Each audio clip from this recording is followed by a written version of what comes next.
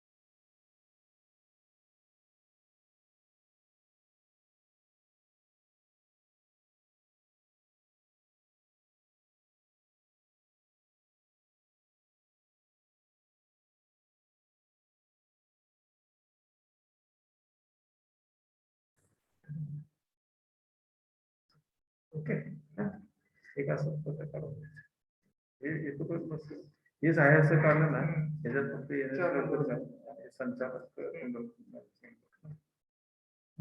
Infection होतं ट्रेनेजला WhatsApp पाठवावं लागतं.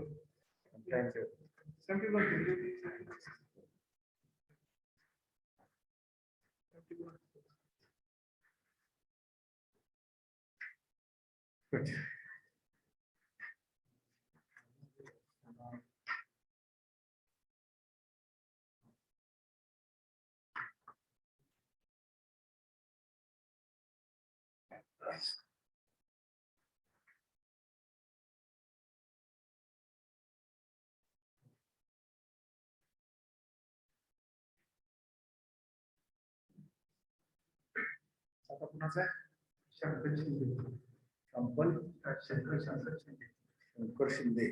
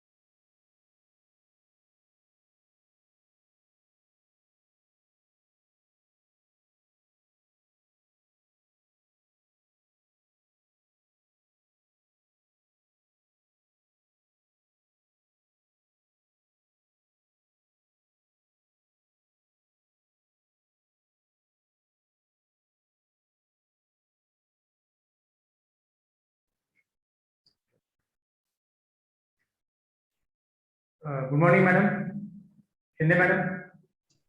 Good morning. हा, गुड मॉर्निंग. नमस्कार. नमस्ते नमस्ते. तर आपण आपला सेकंड सेशन सुरू करूया का? Yes sir.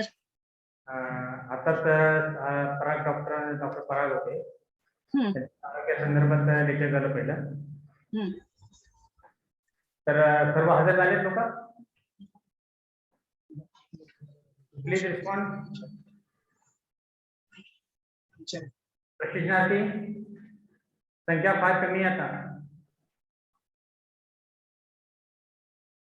कारण की आता तर दुसरं जे लेक्चर आहे ते फार महत्वाचं आहे. शंकरी मॅडम आहेत आपल्याकडे.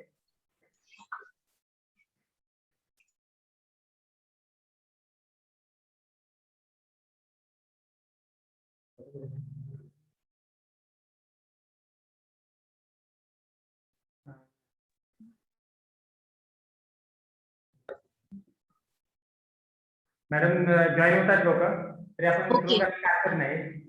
चालेल चालेल. सर्वप्रथम मी आमचे अकॅडमी बद्दल म्हणजे माझं नाव चंद्रशेखर धुमाळ आहे. मी इथे प्रोफेसर म्हणून काम करतो. नमस्कार सर. संचालक साहेब पण आमचे आहेत इथे, शेंगे सर आहेत. नमस्कार. नमस्कार सर. तर आम्ही कुंडलमधून अरेंज करतो हे लेक्चर. आमचे यामध्ये जे आपले ट्रेनिंग आहेत ते वन विभागातील क्लास 4, क्लास 3, क्लास 2 आणि क्लास 1 चे अधिकारी समाविष्ट झालेले आहेत. Yes sir. त्यामध्ये आपल्याला कल्पना आहे की ते ऑफिसमध्ये असलेल्या फील्डमध्ये काम करतात, निसर्गामध्ये काम करत असतात. अशा दोन्ही ठिकाणी काम करत असताना त्यांना वेळेचं आणि कामाचं व्यवस्थापन करणं फार गरजेचं असतं. त्या अनुषंगाने आपण त्यांना मार्गदर्शन करावं. मॅडमची ओळख करून देतो मी आता. शंकरी मॅडम ह्या पुण्यात स्थित आहेत. त्यांनी पोस्ट ग्रॅज्युएशन अँथ्रोपॉलॉजी केलेलं आहे, BSc झुऑलॉजी आणि पोस्ट ग्रॅज्युएशन अँथ्रोपॉलॉजी केलेलं आहे. त्या सध्या यशदाच्या पॅनलवर फॅकल्टी म्हणून काम पाहतात, सॉफ्ट स्किल मधून काम पाहतात. वास्तविक त्यांचा बायोडेटा पाहिला तर फार मोठा बायोडेटा आहे. नाही असं काही. ते थोडक्यात सांगून देतो की त्यांचं सॉफ्ट स्किल मध्ये फार प्रभुत्व आहे. कम्युनिकेशन स्किल्स असू द्या, टीम बिल्डिंग असू द्या, इंटरपर्सनल रिलेशनशिप असू द्या, लिडरशिप क्वालिटी संदर्भात असू द्या, निगोशिएशन स्किल्स असू द्या, मोटिवेशन असू द्या, या संदर्भात त्यांचं प्रभुत्व आहे. परंतु वेळेच्या आणि कामाच्या याच्यामुळे आपण त्यांना 2च लेक्चरला इथं आमंत्रित केले आहे. त्यांनी यशदामध्ये काम करण्याबरोबरच आणि पुण्याच्या आजूबाजूचे जे इन्स्टिट्यूट आहेत, बजाज ऑटोमोबाईल्स असतील, नॅशनल वॉटर अकॅडमी असेल, ह्युमन इन्फ्रास्ट्रक्चर प्रायव्हेट लिमिटेड असेल, अनेक डिपार्टमेंट्स आहेत.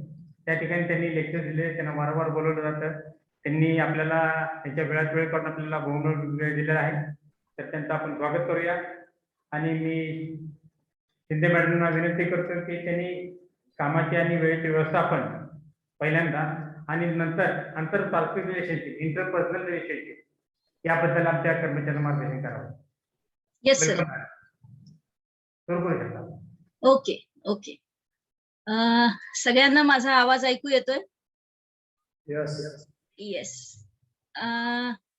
हे ट्रेनिंग आहे ना, मी एक गोष्ट आधीच क्लिअर करते की रेग्युलर जसे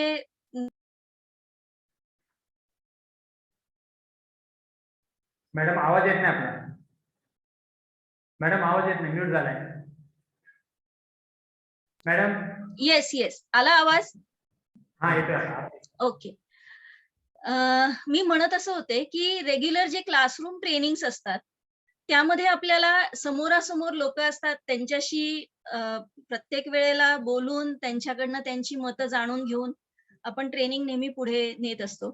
पण अशा पद्धतीने जेव्हा ट्रेनिंग घ्यायची वेळ येते, की ऍक्च्युली समोर कुणीच नाहीये, पण तरीही तितक्याच पार्टिसिपेटरी मोड मध्ये आपल्याला हे ट्रेनिंग पुढे न्यायचंय. आजचे विषय पण असे आहेत, मुख्यतः एकमेकांशी डायरेक्टली संबंध येऊन जेव्हा आपल्याला आपली कामं पुढे न्यायची असतात, तर या विषयांना जास्त महत्व आहे. जरी हे आपले 4 वेगळे वेगळे विषय असले, तरीही तुमच्या असं लक्षात येईल की ह्या आजच्या दिवसभराच्या 3 तासांमध्ये जे मला आज दिलेले आहेत, त्यामध्ये हे सगळे कुठे ना कुठेतरी आपल्याला सुरुवातीपासून शेवटपर्यंत या सगळ्या विषयांचा आपल्याला आढावा घेता येईल, त्याच्याविषयीची माहिती मिळेल. म्हणजे एक विषय इथे संपला आणि दुसरा सुरू झाला असं शक्यतो आज होणार नाही. मी एकटीच बोलणार हे जरी खरं असलं, तरी मला तुमच्या सगळ्यांच्याकडनं कुठल्या ना कुठल्या पद्धतीने फीडबॅक म्हणा किंवा ज्या काही छोट्या ऍक्टिव्हिटीज मी घेणार आहेत, त्यामध्ये तुमचा सगळ्यांचा सहभाग अपेक्षित आहे. तर हे देत असताना मला वाटतं आपण चॅटच्या थ्रू एकमेकांशी बोलू शकतो. तर सुरुवात करून बघूया की सगळे माझ्या बरोबर आहेत. येस फक्त म्हणलात तरी चालेल. माझा आवाज सगळ्यांना व्यवस्थित ऐकू येतोय? Yes madam. थँक्यू. फक्त चॅटच्या माध्यमातून लिहून जरी मला सांगितलं तरी चालणार आहे, कारण एका वेळेला एवढ्या सगळ्या लोकांचा आपल्याला आवाज. Yes yes, okay okay, thank you thank you thank you so much. मी तुमच्या बरोबर एक स्क्रीन शेअर करत बोलणार आहे.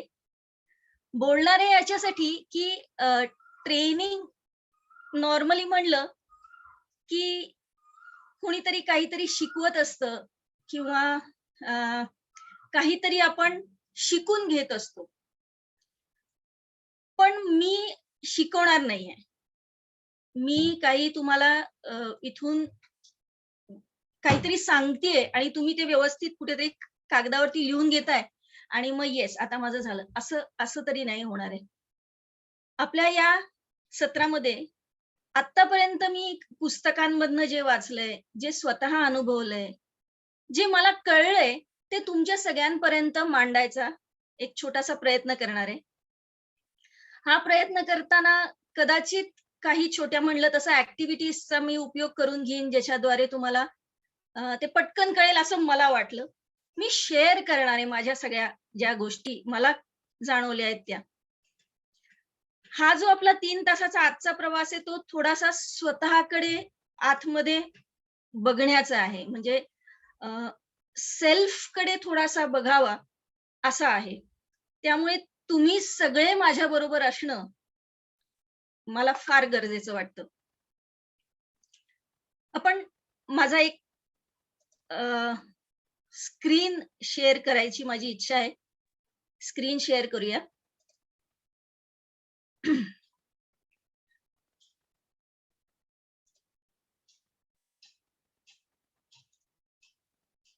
बर, दिसतोय? सगळ्यांच्या समोर आहे? माझा स्क्रीन शेअर करतेय मी. दिसतोय मॅडम. दिसतोय? ओके ओके, सगळ्यांना दिसतोय असं मी गृहीत धरते. याच्यामध्ये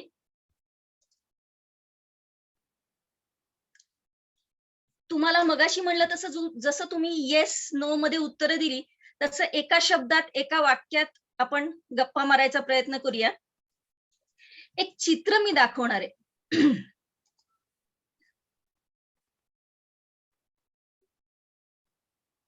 येस कुणीतरी हँड रेज केलेला आहे.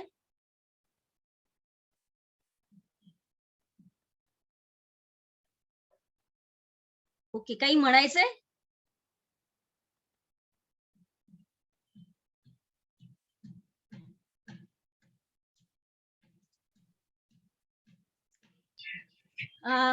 एक चित्र दिसतंय, सगळ्यांना दिसतंय? हो मॅडम. ओके, काय दिसतंय या चित्रात? ऑनलाईन करा ना मग गावात जाईल.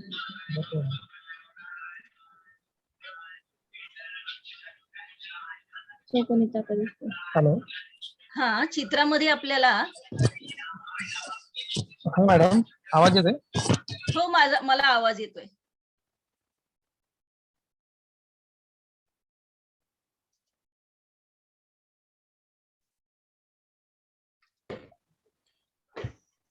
हो मॅडम, दिसतंय ती गाडी. त्या गाडीचे व्हील स्क्वेअर मध्ये आहेत आणि बरोबर. जो रस्सा भरलेला आहे तो रस्सा खाली पाहिजे, तो वरती आहे आणि हा. ओव्हरलोडेड आहे. येस, अगदी बरोबर. अजून कुणीतरी काही वेगळं बघितलंय त्याच्यात?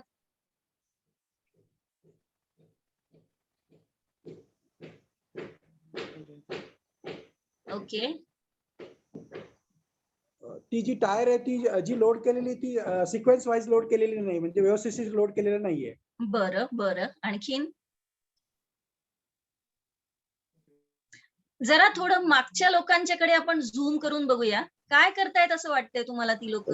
मॅडम, ते पाठीमागची जी माणसं आहे ती पुश करायचं करत नाहीत, ती बसायला पाहतात. अरे अच्छा, हा, बर. मागची लोक पुश करायचा प्रयत्न न करता त्याच्यात चढून बसायचा प्रयत्न करतायत असं यांचं म्हणणं आहे. ओके, आणखीन? ते गंमत करतात मागची लोक. मागची लोक गंमत करतायत. ओके, आता थोडस पुढच्याकडे पण आपण झूम करून बघूया. पुढचा काय करतोय असं वाटतंय आपल्याला?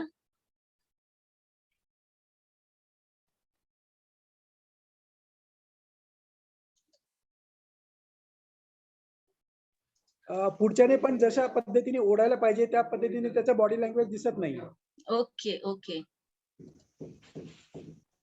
ज्या पद्धतीने करायला पाहिजे त्या पद्धतीने तो करतोय याची काही खात्री देता येत नाही आपल्याला. ओके, अजून? चाक कशी आहेत? हा जो गाडा आहे समोर, स्क्वेअर मध्ये आहे. स्क्वेअर चाक आहेत, अगदी बरोबर. की जी नॉर्मली आपण गोल चाकांची सवय आहे आपल्याला, गोल चाक वापरतो, त्याच्याऐवजी इथे काय वाटतं तुम्हाला? मॅडम, त्यांच्याकडे हा, बोला. रिसोर्सेस आहेत सर्क्युलर हा. आणि ते मिसयूज होत आहेत. म्हणजे बर. सर्क्युलर चाक जर खाली लावली आणि हे वरती हे केलं तर ते सगळं इझी होईल. येस, अगदी बरोबर. रिसोर्सेस. अगदी बरोबर. चालेल का हो ही अशी गाडी? अजिबात नाही चालणार. अजिबात नाही चालणार का हो ही अशी गाडी? नाही चालणार. थोडी सुद्धा नाही? नाही, अजिबात नाही. मूव्हच होणार नाही. मूव्हच होणार नाही? नाही. बर. हा, चालणार? जास्त ताकद लावायला लागेल. बर, आणि म्हणजे थोडक्यात त्याचं मॅनेजमेंट ठीक नाहीये. ओके, थोडक्यात मॅनेजमेंट ठीक नाहीये. बर.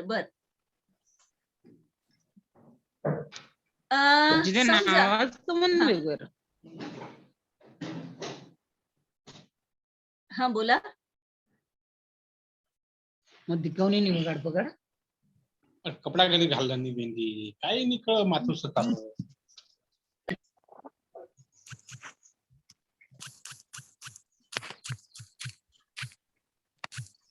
बर. ही गाडी जर चालायची असेल असं वाटत आहे आपल्याला की या गाडीने पुढे जावं, तर तुम्ही या लोकांनी काय करावं असं वाटतंय? काय केलं पाहिजे या लोकांनी?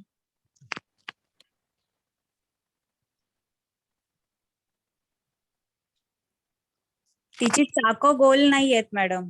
हा, चाकं गोल नाही आहेत, बरोबर. मग काय केलं पाहिजे या लोकांनी?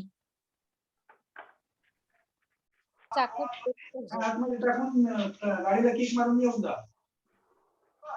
मॅडम, हा, बोला. मॅडम, असं वाटत आहे की समोर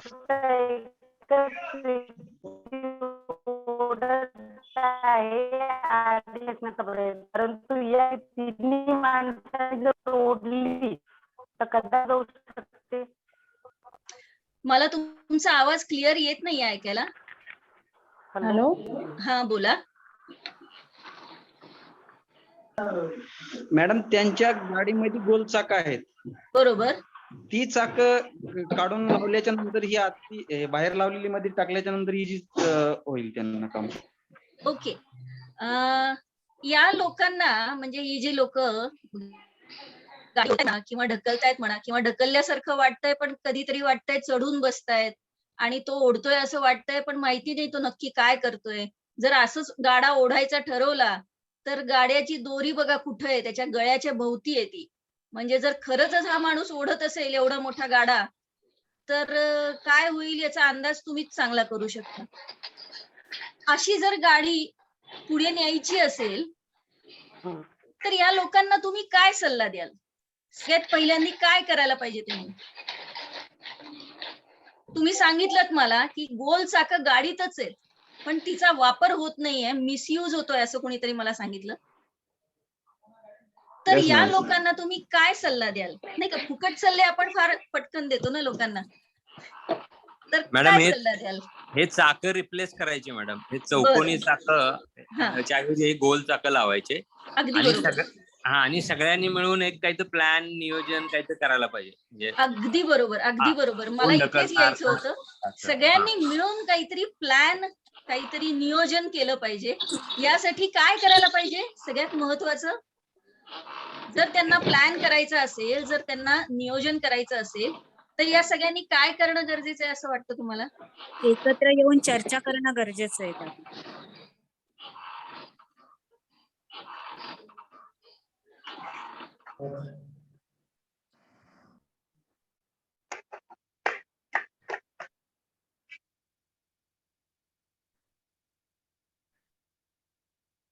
आवाज येत नाही मॅडम आपला. मॅडम आवाज येत नाही.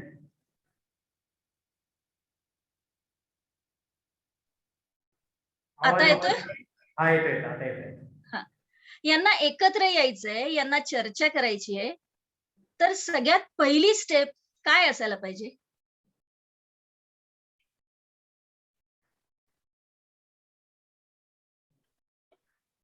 तुम्हाला काय वाटतं?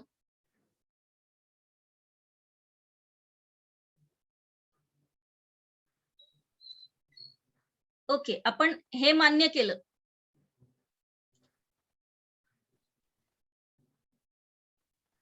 की यांनी एकत्र आलं पाहिजे, चर्चा केली पाहिजे. त्यासाठी सगळ्यात पहिल्यांदा यांनी काय करणं गरजेचं आहे?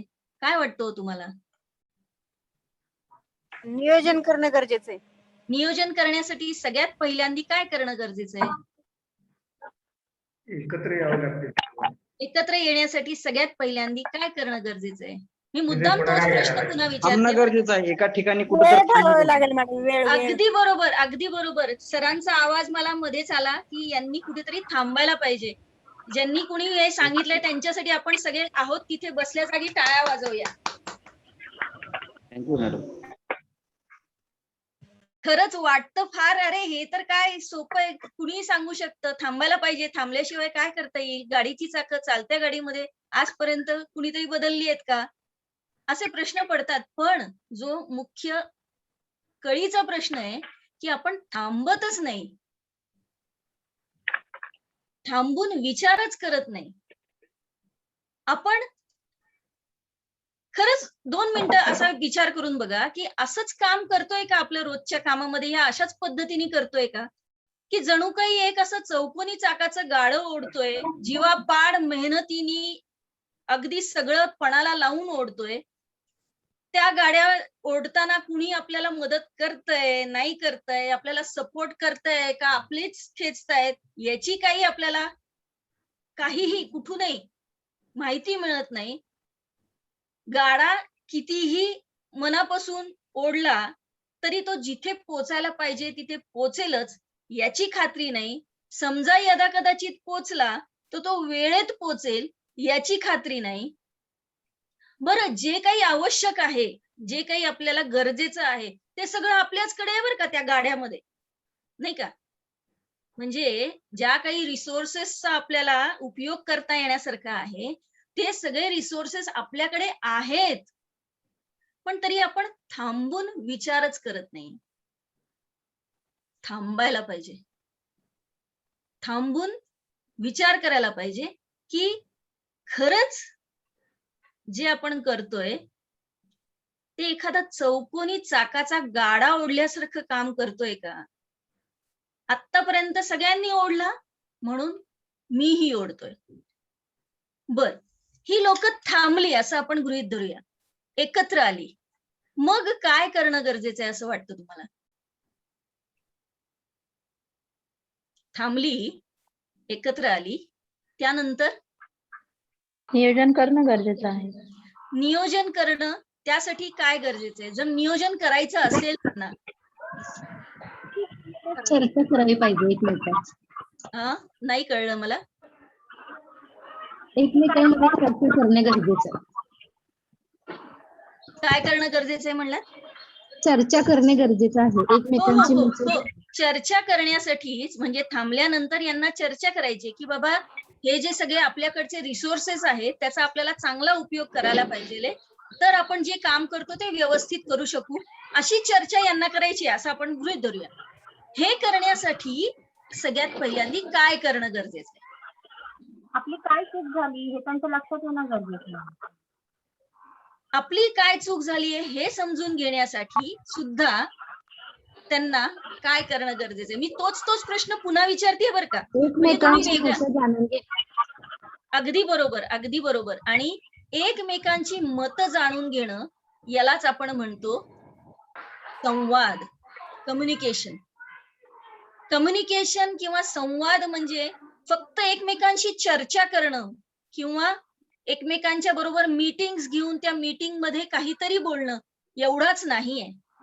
तर संवाद किंवा कम्युनिकेशन याचा अर्थ एकमेकांची मतं जाणून घेऊन मग एकत्रितपणे कुठल्या तरी एका विषयावर म्हणा किंवा एका मतावर म्हणा सगळ्यांनी येणं, हे संवादामध्ये सगळ्यात जास्त महत्वाचं आहे. आपण थांबत नाही, आपण एकमेकांच्या बरोबर संवाद साधत नाही, जे अगदी सोपं आहे. अवघड आहे का हो संवाद साधणं? अजिबात नाही. आपण बोलत तर असतो रोज, सकाळी, दुपारी, संध्याकाळी, सगळ्यांच्या बरोबर आपण सतत बोलतच असतो. पण बोलणं म्हणजे संवाद नाही. संवादातला हा जो स आहे तो जर वेगळा काढला, म्हणजे जर व्यवस्थित जर संवाद आपण साधला नाही, तर काय उरतं शेवटी? फक्त वाद. फक्त वाद उरतो. बरोबर. आपल्याला जर वाद नसेल घालायचा, तर आपल्याला व्यवस्थितपणे कम्युनिकेशन ज्याला म्हणतो ते केलं तर आपली कामं नक्की व्यवस्थित होतात. आजची जी 4 विषय आहेत आपले, त्याच्यातला परस्पर संवाद एकमेकांशी आपण जो करतो तो, त्यानंतर वेळेचं व्यवस्थापन आणि कामाचं व्यवस्थापन, हे सगळं आहे ना, हे आता यानंतर या एका पॉइंट पासून आपण विचार करायला सुरुवात करणार आहे.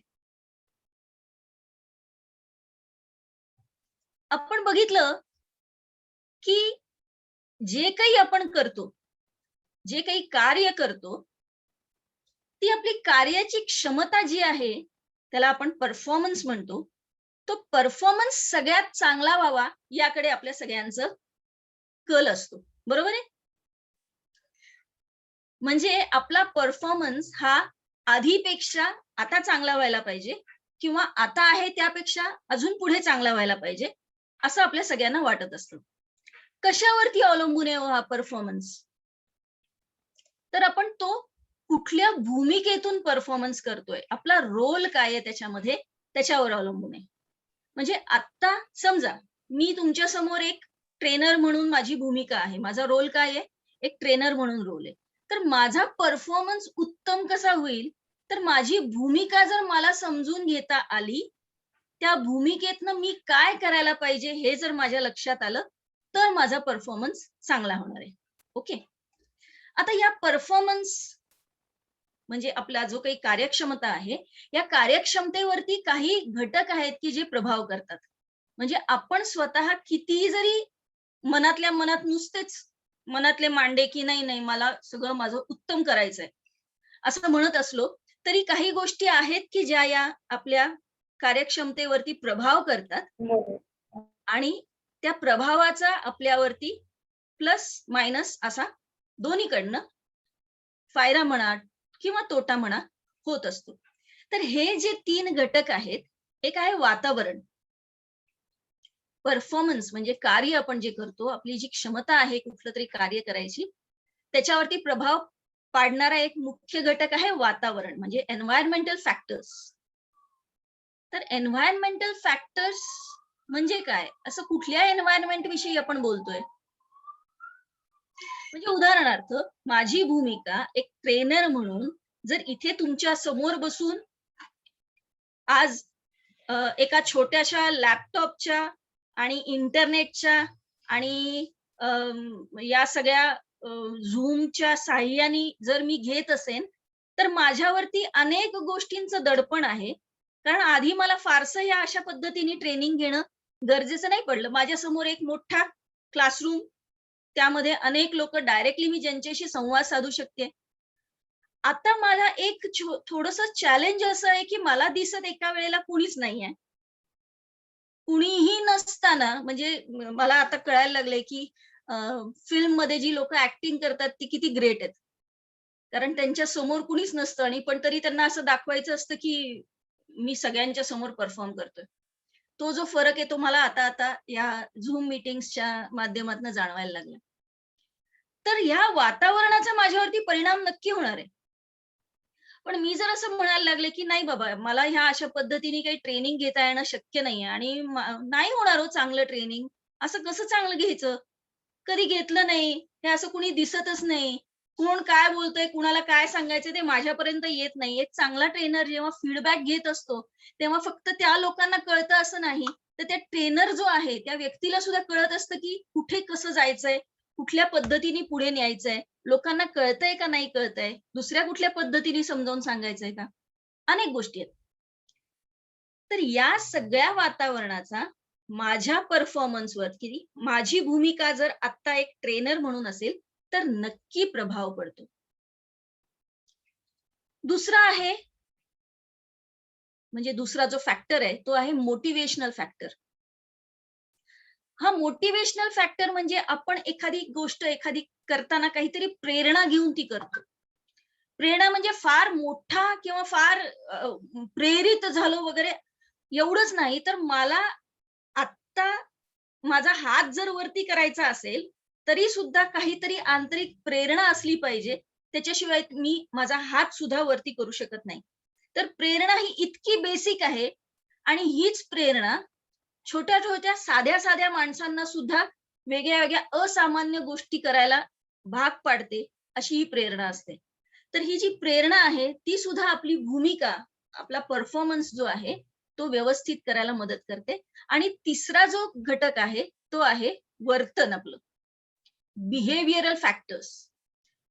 तर या तिघांचाही आपल्यावरती परिणाम सतत होत असतो. जोपर्यंत प्रेरणा मिळत नाही तोपर्यंत आपण काहीच करत नाही. हे जर लक्षात घेतलं तर याच्या पुढे मला असं तुम्हाला सांगायचंय की वातावरणाचा आपल्या प्रेरणेवरती 50% इफेक्ट होतो आणि आपल्या वर्तनाचा, बिहेवियरचा आपल्यावरती प्रेरणा घेण्यासाठी त्याचा 50% इफेक्ट होतो. म्हणजे जर आपला परफॉर्मन्स आपल्याला चांगला करायचा असेल तर 50% प्रेरणा आपल्याला वातावरणातनं मिळते आपल्या आणि 50% प्रेरणा आपल्याला आपल्या स्वतःच्या वर्तनातनं मिळते. ओके, इथपर्यंत आहात सगळे बरोबर? आता या ठिकाणी एक गोष्ट लक्षात घ्यायला पाहिजे की जे वातावरण मी म्हणलं, आता मी जसं म्हणलं की मला या पद्धतीने ट्रेनिंग घेता येणार नाही बाबा, असं जर मी म्हणत असेल तर मला कधीच ट्रेनिंग घेता येणार नाही. मला माझ्या भूमिकेतनं माझा परफॉर्मन्स दाखवायचा चान्सच घेता येणार नाहीये. कारण वातावरण किंवा एन्व्हायरमेंटल फॅक्टर्स ही एक अशी गोष्ट आहे जी प्रभाव करते पण आपला त्याच्यावर काहीही परिणाम आपण स्वतः घडवून आणू शकत नाही. म्हणजे इफेक्ट तर आहे पण मी त्याच्यासाठी काहीही करू शकत नाही. मला जे वातावरण मिळालेलं आहे त्या वातावरणातच मला माझी भूमिका करायची. आता ह्या भूमिका सुद्धा वेगळ्या वेगळ्या लोकांच्या वेगळ्या वेगळ्या ठिकाणी वेगळे वेगळे वर्तन दाखवून देणाऱ्या असतात. म्हणजे समजा मी आता तुम्हाला म्हणलं ट्रेनर माझी म्हणून भूमिका वेगळी आहे, माझं वर्तन इथे वेगळं आहे. माझी भूमिका जेव्हा आई म्हणून असते तेव्हा माझं वर्तन वेगळं असतं, मी वेगळ्या पद्धतीने वागते. माझी भूमिका जेव्हा एक शेजारी म्हणून असते तेव्हा त्या शेजाऱ्याशी मी एका वेगळ्या पद्धतीने वागते, माझं वर्तन वेगळं आहे. तर माझं प्रत्येक गोष्टीचं जे काही वर्तन आहे त्या भूमिकेतून त्याच्यावर ठरतो माझा परफॉर्मन्स किती चांगला किंवा किती वाईट होणार आहे. आणि वर्तन म्हणजे काय हो? कशावर अवलंबून आहे वर्तन? कधी विचार केलाय? तुमचं वर्तन, तुमचं बिहेवियर हे कशावर अवलंबून आहे? वर्तन म्हणजे तुमचं वागणं थोडक्यात. कसे वागता तुम्ही? तर तुमचं वागणं किंवा तुमचं वर्तन हे तुमच्याकडे असलेल्या तुमच्या स्वतःच्या ज्ञान, दृष्टिकोन तुमचा स्वतःचा, तुमचं कौशल्य आणि तुमच्या असलेल्या सवयी या सगळ्या गोष्टींवरती अवलंबून आहे. म्हणजे एखाद्या भूमिकेतून एखादा परफॉर्मन्स जेव्हा आपल्याला करायचा असतो तेव्हा त्या भूमिकेविषयीचं आपलं ज्ञान, त्या भूमिकेविषयी आपला असलेला दृष्टिकोन, ती भूमिका करण्यासाठी काय काय कौशल्य आपल्याकडे आहेत, ती सगळी कौशल्य आणि ती भूमिका व्यवस्थित पार पाडण्यासाठी काही सवयी आपण आपल्यामध्ये बाळगल्या आहेत का, या सगळ्याचा एकत्रितपणे विचार म्हणजे आपलं वर्तन. पुन्हा एकदा सांगते, माझीच एक आई म्हणून आपण भूमिका विचारात घेऊया. म्हणजे सगळ्यांना ते समजायला सोपं. माझी भूमिका एक आई म्हणून मला माझा परफॉर्मन्स चांगला करायचा आहे. कुठपासून सुरू होतो या भूमिकेतून विचार करायला किंवा त्याला आपण म्हणूया ज्ञान मिळवायला सुरुवात अगदी माझ्या लहानपणापासून माझी आई जेव्हा माझ्याशी कशी वागते हे मी बघितलं तेव्हापासून या भूमिकेविषयीचं ज्ञान मिळायला मला सुरुवात झाली. मग माझी आई माझ्याशी कशी वागते ते मला दिसलं. मग माझी एखादी काकू, मामी, आत्या माझ्याशी कशी वागते, त्यांची सुद्धा मुलं आहेत, मग ती त्यांच्या मुलांशी कशी वागते आई म्हणून ते मला दिसलं. एखाद्या शेजारची एखादी बाई आपल्या मुलांशी कशी वागते, पुस्तकांमधनं वेगळ्या वेगळ्या स्वरूपात मला आई भेटत गेली. आणि अशा पद्धतीने आईनी कसं वागायला पाहिजे, एखाद्या आईचं वर्तन कसं असायला पाहिजे हे माझ्या मनामध्ये त्याचं ज्ञान हळूहळू मला मिळत गेलं. ओके, मग माझा दृष्टिकोन कसा काय, दृष्टिकोनाचा कसा काय बरं ह्याच्यावरती? तर समजा एक उदाहरण घेऊया. माझ्या बहिणीचा मुलगा लहानपणापासून कधीच आपल्या हाताने जेवला नाही. एक उदाहरण देतोय. त्याला जवळजवळ 5-6 वर्षाचा असेपर्यंत त्याची आई त्याला हाताने भरवत असे आणि माझा मुलगा मात्र 2 किंवा 1.5 वर्षाचा असल्यापासूनच स्वतःच्या हाताने, चमच्यानी म्हणा किंवा कसंही म्हणा जेवू शकतो. आता हे 2 त्यांच्यावरती, त्यांच्या बिहेवियर मधले फरक आहेत. हे आईवरती कसे काय अवलंबून आहेत, तिच्या दृष्टिकोनावरती कसे अवलंबून आहेत हे तुम्हाला थोडं सांगते. माझ्या बहिणीला असं वाटतं की मुलांची आई किंवा आपण पेरेंट्स म्हणून, पालक म्हणून मुलांच्या काही काळात जवळ असणार आहे. त्यांना तर पुढे मोठं झाल्यावरती बाहेरच्या जगामध्ये वावरायचंय. जोपर्यंत आपण आहोत तोपर्यंत आपण त्यांच्या बरोबर ठामपणे उभं राहायला पाहिजे. त्यांच्या प्रत्येक गरजेला आपण त्यांच्या बरोबर असलं पाहिजे. त्यामुळे तिने पहिल्यापासूनच मुलांनी व्यवस्थित सगळं करावं या हेतूने प्रत्येक वेळेला स्वतःच्या हाताने त्याला भरवलं. त्यामुळे त्याला स्वतःला कळलंच नाही लवकर कळलं नाही की ही माझं काम मी स्वतः कसं करू. या उलट जेव्हा मी विचार करते, माझा विचार असा आहे की मुलांना उद्या या सगळ्या जगामध्ये आपल्या पायावरती उभं राहायचंच आहे.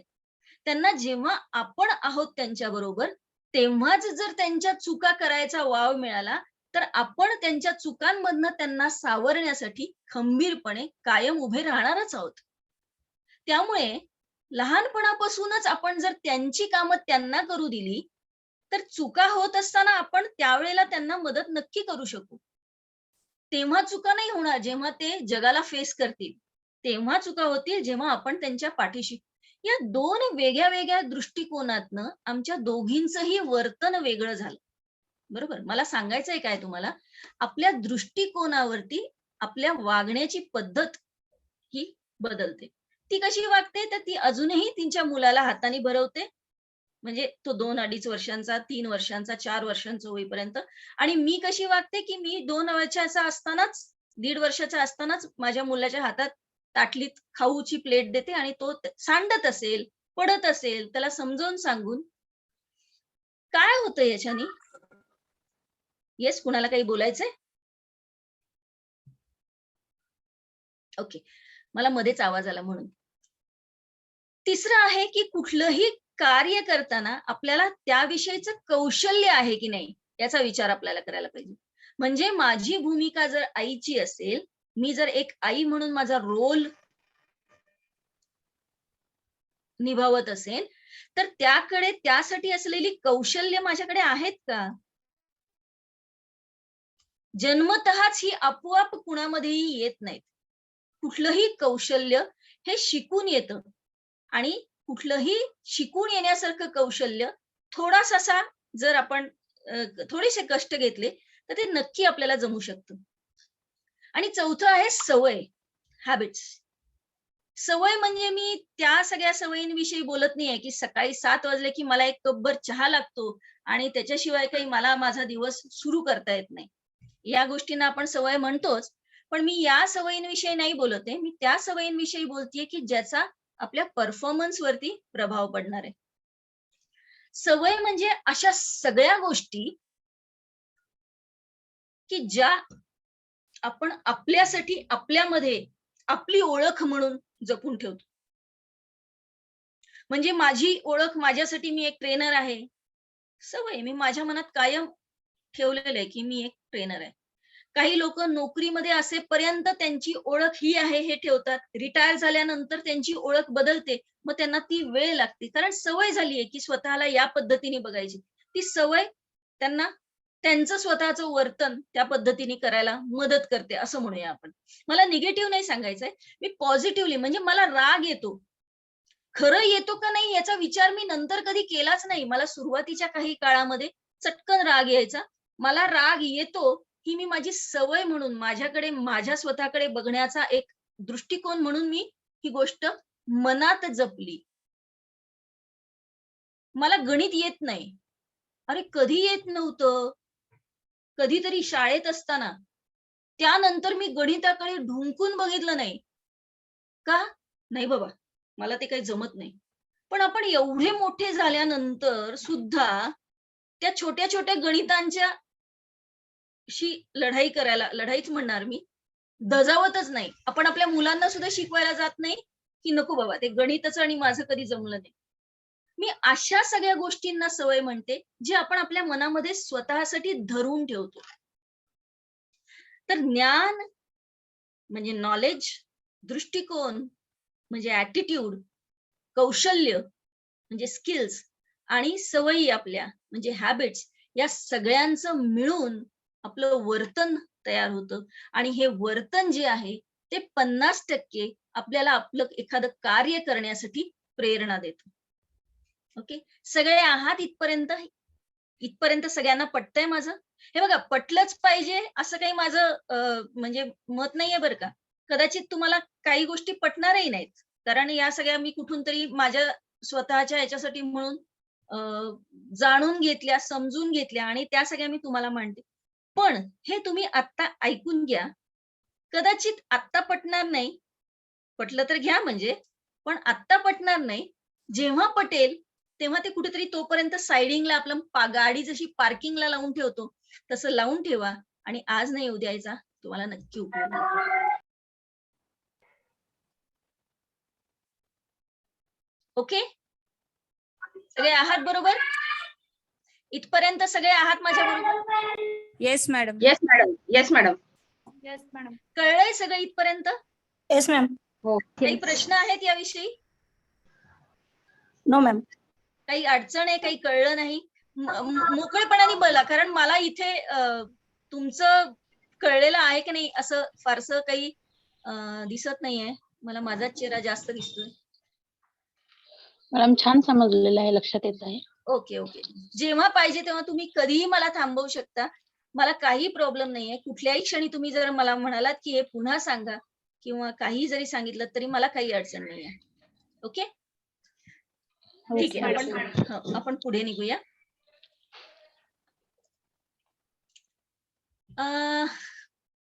पेस्ट म्हणजे टूथपेस्ट. म्हणल्याबरोबर काय कुठलं नाव येतं तुम्हाला तुमच्या डोळ्यासमोर? दोघा तिघांनी अनम्यूट करा आणि मला उत्तर द्या बरं. पेस्ट म्हणल्यानंतर जेव्हा मी पेस्ट म्हणते तेव्हा सगळ्यात पहिल्यांदा, व्हेरी गुड, बघा हेच उत्तर पाहिजे होतं मला.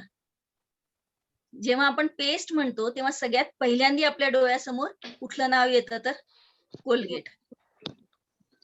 मी याची जाहिरात वगैरे काही करत नाहीये बरं का, गैरसमज नका करून घेऊ. मला माझ्या एका गोष्टीला तुमच्यासाठी जे समजावून सांगायचंय त्यासाठी मला हवंय. बरं, जेव्हा आपण कोल्ड्रिंक म्हणतो त्यावेळेला सगळ्यात पहिलं नाव कुठलं येतं बरं? एक दोघा तिघांनी अनम्यूट करून सांगा. बर, शीतपेय माहित डोळ्यापुढे. हा, कुठलं पण नाव काय येतं? कुठलं नाव येतं? Coca Cola. कोल्ड. माझा. आवळा सरबत सगळे. बर बर बर. पण जेव्हा आपण पहिल्यांदा म्हणतो तेव्हा कोका कोला मला पटकन जास्त ऐकायला आला. काही लोकांच्या मनात असेल थम्सअप, पण माझ्यापर्यंत आलं नाही. पण या सगळ्या म्हणजे बाजारात अजून बरीच आहेत बरं का, म्हणजे असं नाही की बाबा एवढेच आहेत, अजून खूप बाजारामध्ये अवेलेबल आहेत. पण जेव्हा आपण एखाद्या पेयाचं नाव म्हणतो, कोल्ड्रिंक कुठलं तरी म्हणतो, तेव्हा काही नावं एकदम प्रकर्षाने आपल्या समोर येतात. म्हणजे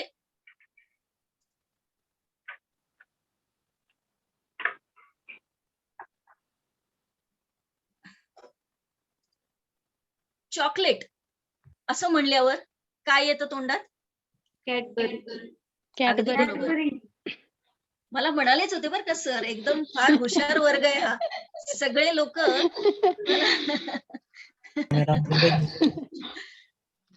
याच्यात सुद्धा अनेक वेगळे वेगळे ब्रँड्स म्हणा, वेगळे वेगळे चॉकलेट्स या बाजारात आहेत. पण जेव्हा सगळ्यात पहिलं नाव आपल्या तोंडात येतं ते म्हणजे कॅडबरी.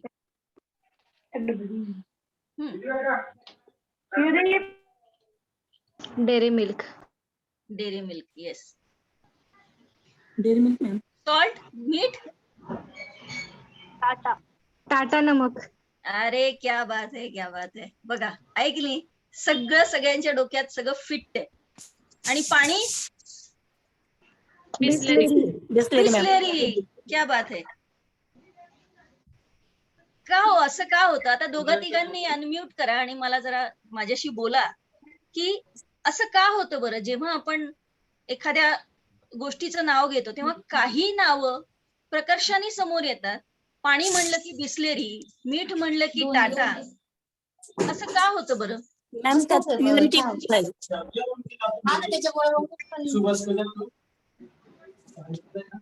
प्युरिटी खूप दिसते मॅम त्यात. प्युरिटीचे चान्सेस खूप असतात. अच्छा, प्युरिटीचा चान्स खूप असतो. ओके. लहानपणापासून आपण त्याच गोष्टी सातत्याने आपल्या चेहऱ्यासमोर असतात आणि आपण त्याच गोष्टींचा वापर आपल्या आयुष्यात जास्त केलेला असतो. बरं बरं, बरोबर. परंपरा. मनावर बिंबलेलं असतं ते सगळं. बरोबर. का बरं ह्या इतक्या वर्षांपासून या सगळ्या गोष्टी आपल्या समोर राहिल्या?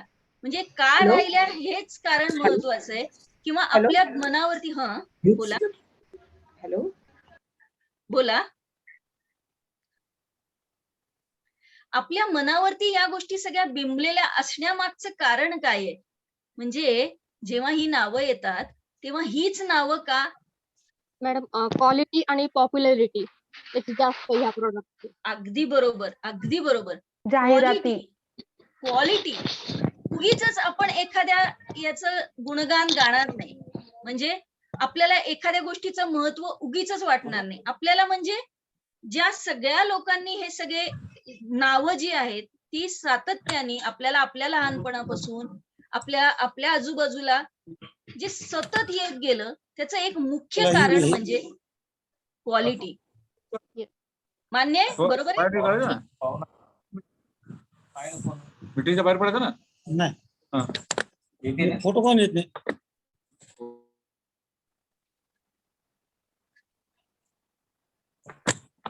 बर, ही क्वालिटी कशामुळे आली बरं? एखाद्या गोष्टीला क्वालिटी येते, ती कशामुळे येते? प्युरिटीमुळे. कशामुळे?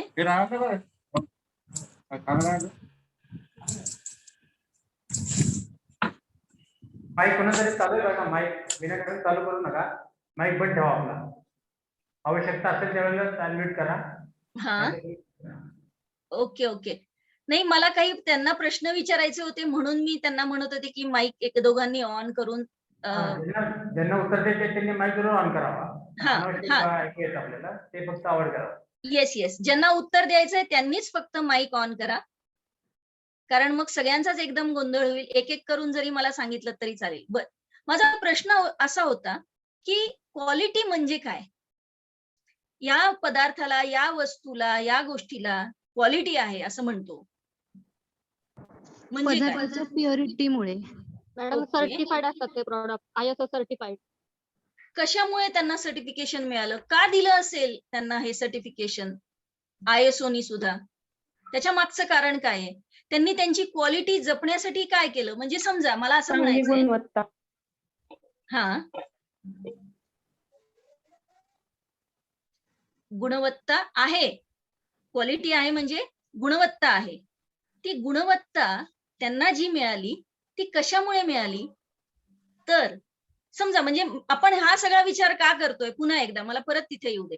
आपली भूमिका चांगली करायची असेल तर त्यासाठी आपल्याला आपल्या स्वतःच्या कार्याची एक क्वालिटी मेंटेन करायला पाहिजे. म्हणजे क्वालिटी चांगली असली पाहिजे, नाही का? म्हणजे मी माझी भूमिका जर आई म्हणून करत असेन आणि माझी भूमिका, माझं काम, माझं कार्य चांगलं म्हणलं पाहिजे लोकांनी की अरे वा, चांगली आई आहे बर का, हे म्हणायला पाहिजे. हे असं मी म्हणायला पाहिजे का हो? म्हणजे मी माझं कार्य एक आई म्हणून, वा काय मस्त आई आहे मी, असं म्हणून उपयोग आहे का? क्वालिटी कुणाच्या दृष्टीने चांगली पाहिजे? मी कुणाची आई आहे? माझ्या मुलांची आई आहे. माझ्या मुलांनी म्हणलं पाहिजे की येस, आई असायला पाहिजे तर अशी, तर त्याचा उपयोग आहे. म्हणजे दुसरं उदाहरण देते, थोडक्यात अजून एक उदाहरण देते तुम्हाला. आपण एखादा मोबाईल विकत घ्यायला गेलो, समजा सॅमसंगचा मोबाईल आपण विकत घ्यायला गेलो, तर तो सॅमसंगचा मोबाईल चांगला आहे हे त्या सॅमसंग कंपनीने म्हणणं गरजेचं आहे का? तर कंपनीने म्हणून उपयोग नाहीये, हे त्या वापरणाऱ्या लोकांनी म्हणलं पाहिजे. म्हणजे त्या कस्टमरनी म्हणलं पाहिजे की हो बाबा, हा मोबाईल चांगला आहे बरं का. म्हणजे क्वालिटी चांगली आहे ही गरज ती जी कस्टमर आहेत. आता इथे जर आपल्या भूमिकेचा विचार केला तर कुणासाठी आपण ती भूमिका पार पाडतोय, त्यांनी म्हणलं पाहिजे की येस, कामामध्ये या माणसाची क्वालिटी आहे. म्हणजे काय आहे क्वालिटी आहे? म्हणजे काय आहे? तर त्या माणसाला त्या कामाबद्दल सॅटिस्फॅक्शन आहे. म्हणजे हा फोन घेतल्यानंतर मला एक कुठेतरी समाधान मिळालं की येस, किंवा माझ्या मुलाला जेव्हा मी माझी आई म्हणून एक भूमिका पार पडते तेव्हा माझा मुलगा काय आहे? समाधानी आहे. येस, प्रत्येक वेळेला असतात असं नाहीये, त्यांच्या सगळ्याच गरजा काही मला पूर्ण करता येतात असं नाहीये, किंवा कुठल्याच आईला सतत नेहमीच सगळ्याच मुलांचे सगळे समाधानी उत्तर देता येतील असं मला म्हणायचं नाहीये. पण तरी क्वालिटीकडे जाण्यासाठी सगळ्यात महत्वाचा मुद्दा काय आहे? तर ज्याच्यासाठी ती कार्य किंवा ज्याच्यासाठी ते काम केलं जातंय त्या व्यक्तीचं किंवा त्यांचं सॅटिस्फॅक्शन हा एक भाग आहे. आणि दुसरं म्हणजे कमिटमेंट. कमिटमेंट म्हणजे बांधिलकी. म्हणजे आज जे जसं जितकं करतोय ना तितकंच ते उद्या तसं करायला पाहिजे आणि तितकंच ते नंतर सुद्धा करत राहायला पाहिजे, तर त्याला म्हणायचं क्वालिटी. बिस्लेरीनी जर एकदा चांगलं पाणी दिलं, त्याच्यानंतर काही वर्षांनी त्यांनी ते घाण पाणी दिलं, घाण म्हणजे ज्या क्वालिटीला असायला पाहिजे त्या क्वालिटीचं नाही, नंतर परत काही वर्षांनी चांगलं दिलं, नंतर परत काही वर्षांनी खराब झालं, तर कुणी त्याच्यावरती विश्वास नसता ठेवला, बरोबर? म्हणजे समाधान तर महत्वाचं आहेच आहे, पण त्याही बरोबर कमिटमेंट कायम तसंच्या तसंच आम्ही देत राहू ही कमिटमेंट सुद्धा तितकीच महत्वाची आहे. आता ही कॅडबरी म्हणा किंवा टाटा, नोकिया, हे सगळे हे काय आहेत तुमच्या दृष्टीने? ही चित्र ब्रँड आहेत. येस, अगदी बरोबर. हे सगळे ब्रँड आहेत. का झाले हे? हा,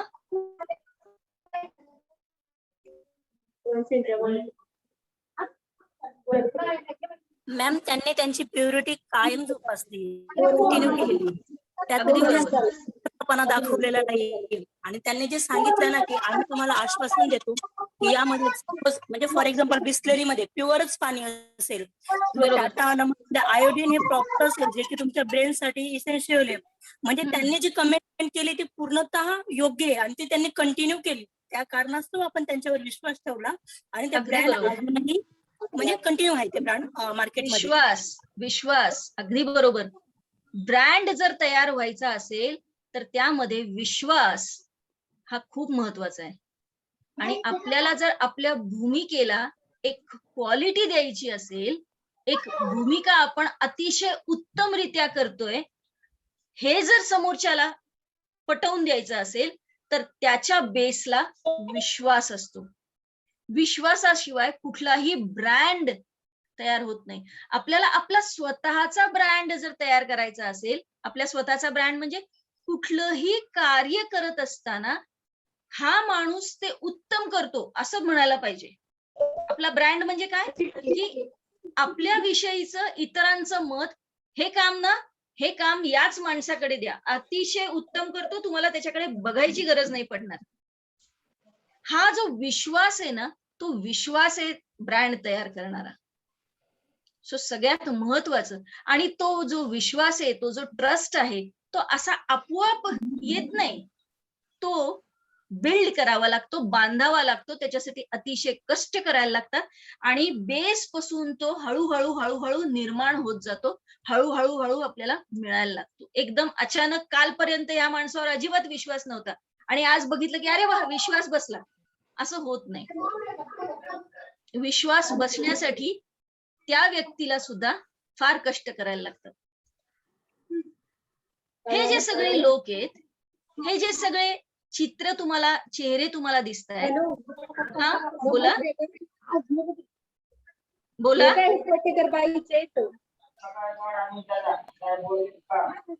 ऐकायला येत आहे का? वरती आलेली मी जस्ट आत्ताच खाली आली 11:30 खाली आली. वरतीच आलेली नाही, लवकरच आलेली वरती 8:30-9 वाजता.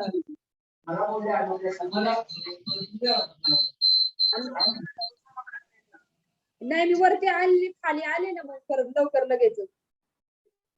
बरं, याविषयी आपण नंतर बोललं तर चालेल का? आता प्लीज तुम्ही म्यूट कराल का? आलेले वरती आणि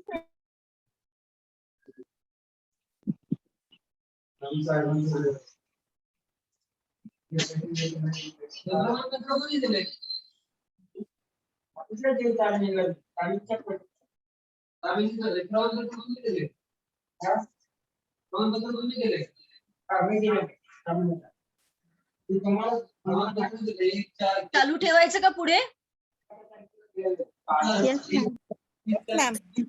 सगळे आहेत?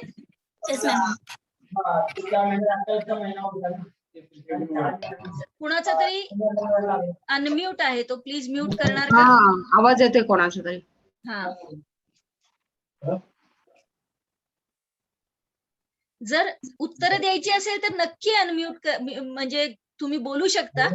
पण जर या ट्रेनिंगशी संबंधित नसेल तर प्लीज तुमचा आवाज म्यूट करा.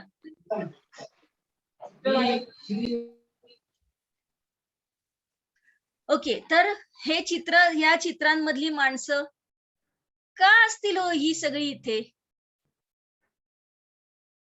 म्हणजे वरचे ठीक आहेत, एक वेळ मी म्हणेन की त्यांनी ते क्षेत्र निवडलंय म्हणून. खालच्या लोकांना या जाहिरातीमध्ये म्हणजे हा असेल, ही व्यक्ती असेल, ही व्यक्ती असेल, यांना जाहिरातींमध्ये घेण्याचं काय कारण आहे असं वाटतं तुम्हाला? म्हणजे माझी पण तयारी आहे जाहिरातीमध्ये जायची, मला कोणी घेत नाही. हे लोक पॉप्युलर आहेत त्याच्यामुळं. बरं मग ठीक आहे ना, मी पण पॉप्युलर आहे, इतकी ट्रेनिंग घेत असते, मी पण खूप पॉप्युलर आहे, पण मला कोणी विचारायला सुद्धा येत नाही. यांनी असं काय केलं की ज्यांना त्यामुळे जाहिरात मिळाली? मॅम त्यांनी प्रामाणिकपणे कष्ट खूप केले, कंटिन्यू कष्ट केले त्यांनी. त्यांच्या क्षेत्रातल्या प्रसिद्ध व्यक्ती आहेत त्या. त्यांच्या क्षेत्रातल्या प्रसिद्ध आहे. कशामुळे मिळाली ही प्रसिद्धी त्यांना? त्यांनी केलेल्या प्रामाणिकपणे मेहनत त्यांनी त्यांच्या क्षेत्रामध्ये आपलं कौशल्य दाखवलं. अगदी बरोबर, अगदी बरोबर. येस, त्यांच्या कामाची क्वालिटी त्यांनी आधी दाखवली आणि मगच त्यांना जाहिरातीमध्ये घेतलं गेलं. म्हणजे आधी त्यांनी करून दाखवलं, ते त्यांच्या कार्यामध्ये उत्तम रित्या पुढे आले आणि मगच त्यांना ही प्रसिद्धी मिळाली, ज्या प्रसिद्धीमुळे त्यांना या सगळ्या जाहिराती मिळाल्या. हे आठवत आहेत? नक्कीच आठवत आहेत. यांनी कुठली जाहिरात केली नाही, यांनी पॉप्युलॅरिटीसाठी काही केलं नाहीये. कदाचित हे लोक आता जर आपल्याला कुठे जर हे केली तर, पण हा फोटो बघितल्या आपल्याला लगेच आठवण होते ती एकाच, येस, कारगिलची. इथे सुद्धा यांनी काय केलं हो, यांनी आपलं काम उत्तम केलं. जे त्यांच्याकडे आहे ते त्यांनी सगळ्याच्या सगळं उत्तम वापरलं. का मिळालं यांना हे यश? त्यांचं स्किल आणि मेहनत. म्हणजे मी आता सगळ्या विषयी बोलतेय, जे जे आता आपण मागे बघितले त्या सगळ्या लोकांना यश का मिळू शकलं? असं काय केलं त्यांनी? आत्मविश्वास स्वतःचा. मग आत्मविश्वास असा आपोआप जन्मल्या येतो का सगळ्यांना? आत्मविश्वास आणि सगळ्या कामाचं मॅनेजमेंट. मॅडम त्यांनी ध्येय ठेवलंय, एक उद्दिष्ट ठेवलं त्यांच्या समोर. उद्दिष्ट आहे त्यांचं स्वतःचं. बरोबर, पण उद्दिष्ट ठीक आहे ना. एखाद्या माणसाने उद्दिष्ट ठेवलं की मला हिमालय सर कडून जायचंय, ते मिळवण्यासाठी त्यांनी प्रयत्न पण अथक केले. मेहनत केली, अथक प्रयत्न केले. त्यांनी सगळ्यांनी स्वतःवर काम केलं. ते दुसऱ्यांना सांगायला नाही गेले की बाबा हे असं नाही, हे असं आहे. त्यांनी जे कष्ट केले ते स्वतःवरती कष्ट केले. म्हणजे जर त्यांना काही येत नसेल, ते जर कुठेतरी कमी पडत असतील, तर ते कमी कुठे आहेत हे शोधून त्यावरती त्यांनी काहीतरी मिळवण्याचा प्रयत्न केला आणि त्याच्यामुळे त्यांना हे यश मिळालं. हे एका रात्रीत मिळालं असेल असं नाही. त्यांनी अत्यंत मेहनतीने, खूप प्रयत्नपूर्वक हे यश मिळवलंय. मान्य आहे? बरोबर आहे? Yes ma'am. काय दिसून आलं आपल्याला? त्यांच्या कामातली गुणवत्ता, क्वालिटी वर्क. त्यांचं कार्य कसं होतं? क्वालिटी म्हणजे त्याच्यामध्ये बघणाऱ्याला त्यांच्यासाठी ते काम ज्यांच्यासाठी करतात त्यांना समाधान मिळालं आणि सातत्याने ते काम करत गेले. कमिटमेंट म्हणजे त्यांची वचनबद्धता, प्रत्येक गोष्टीसाठी त्याची असलेली बांधिलकी, या गोष्टी महत्वाच्या होत्या. कामातलं परफेक्शन म्हणजे जे प्रावीण्य आहे त्याच्यातली त्यांची परिपूर्णता जी आहे ती त्यांनी तशीच ठेवली. परफेक्शन एकदा मिळालं आणि ते त्यांनी तसंच ठेवलं. या सगळ्या गोष्टी. सगळ्यात महत्वाचं म्हणजे सेल्फ अवेअरनेस, स्वजाणीव. आपल्याकडे हा बोला. Self oriented. पण म्हणजे हे कुणाला तरी जमतं आणि कुणाला तरी जमत नाही, असं आहे का हो? स्वजाणीव म्हणजे काय? कशाला स्वजाणीव म्हणजे काय? कुणाला ती फक्त काय म्हणतो आपण त्याला, जंगलात जाऊन तप करून काहीतरी साधना करून मिळवलेली गोष्ट आहे, असं आहे का? मेहनत आहे त्याच्यात. Target oriented. नाही, अजिबात नाही. स्वजाणीव म्हणजे फक्त स्वतःविषयी असलेली जाणीव. कशाची जाणीव व्हायला पाहिजे स्वतःला? तर सेल्फ कॉन्फिडन्स. त्यासाठी कॉन्फिडन्सचं पण गरज नाहीये. स्वतःविषयी जाणीव म्हणजे माझ्याकडे काय आहे. आपण पहिल्या चित्रामध्ये जे म्हणलो की लोक थांबत नाहीयेत कशासाठी थांबायचं? तर स्वतःला जोखण्यासाठी थांबायचं. काय जोखायला पाहिजे? की माझ्याकडे जे ज्ञान आहे ते मी 100% वापरतोय का माझ्या आजच्या कामासाठी? आपण काय करतो? म्हणतो की अरे काय माझ्याकडे मला काय 50%च मार्क मिळत होते, मला काय 60%च मार्क मिळत होते, मी काय एवढा हुशार नाही, किंवा माझ्याकडे एक स्किल आहे ना, ते 50% स्किल आहे हे काम करण्याचं, माझ्याकडे काय एकदम परफेक्शन नाहीये की. पण हे म्हणत असताना आपण जे 50% आपल्याकडे आहेत ते सगळेच्या सगळे वापरतोय का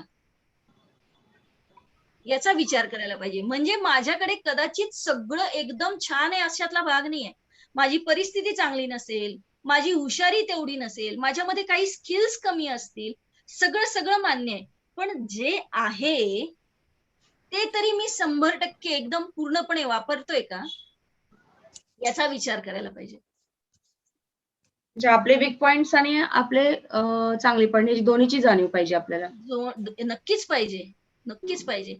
आणि आपले चांगले पॉइंट्स जे आहेत त्याच्यावरती आपल्याला चांगल्या गोष्टी मिळू शकतात, आणि आपले जे वीक पॉइंट्स आहेत त्याच्यावरती काम केलं तर आपले वीक पॉइंट्स चांगले होण्यासाठी नक्कीच उपयोग होऊ शकतो. तर क्वालिटी म्हणजे काय? तर क्वालिटी म्हणजे परत शेवटी तुम्ही स्वतःच, जी क्वालिटी आहे ती क्वालिटी तुमच्यामुळेच आहे. जर तुम्ही क्वालिटीला कमिटेड असाल तर तुम्हाला स्वतःला कमिटेड राहायला लागेल. एखादी गोष्ट ठरवल्यानंतर ती तशीच्या तशी राहावी असं जर असेल तरच तुमची क्वालिटी मेंटेन राहील. तुम्ही जर स्वतःला एक ब्रँड बनवायची तुमची इच्छा असेल, म्हणजे ब्रँड म्हणजे इथे काय म्हणायचंय मला, की लोकांनी मला माझ्या कामाने ओळखावं, की माझं काम कसं आहे तर एकदम चोख. या माणसाला एक पत्र लिहायला द्या, तो न चुकता काहीही न त्याच्यामध्ये पुन्हा बघायला लागता व्यवस्थित करतो. पत्र लिहिणं एकदम छोटी गोष्ट आहे, तरी या माणसाकडे काम गेलं ना मग ते अगदी उत्तम होणार. तुमच्यावरती ज्या जबाबदाऱ्या आहेत, तुमचा जो रोल आहे, ज्या रोल मधनं तुम्ही परफॉर्म करताय, त्या रोलच्या कामाला जर तुम्ही एक ब्रँड बनवायची तुमची इच्छा असेल तर तुम्हाला या सगळ्याचा विचार करायला लागतो. कारण आपले सगळे आतापर्यंतचे विचार आणि आपण त्या विचारानुसार करत असलेली आपली कृती म्हणजेच आपली गृहीतिका, आपण जे म्हणतो आपला दृष्टिकोन जो तयार होतो, किंवा आपण जे मनात धरून एखादी गोष्ट पुढे जातो, ते सगळे आपलेच विचार असतात आणि आपल्याच कृतीमधनं ते तयार होत असतात. ठीक आहे, ओके. आता एका दुसऱ्या गोष्टीकडे येऊया आपण. गरज, नीड म्हणजे काय? कशाला म्हणायचं गरज? आपल्या अनेक गरजा असतात नाही का, अनेक गोष्टी आपल्याला गरजेच्या असतात.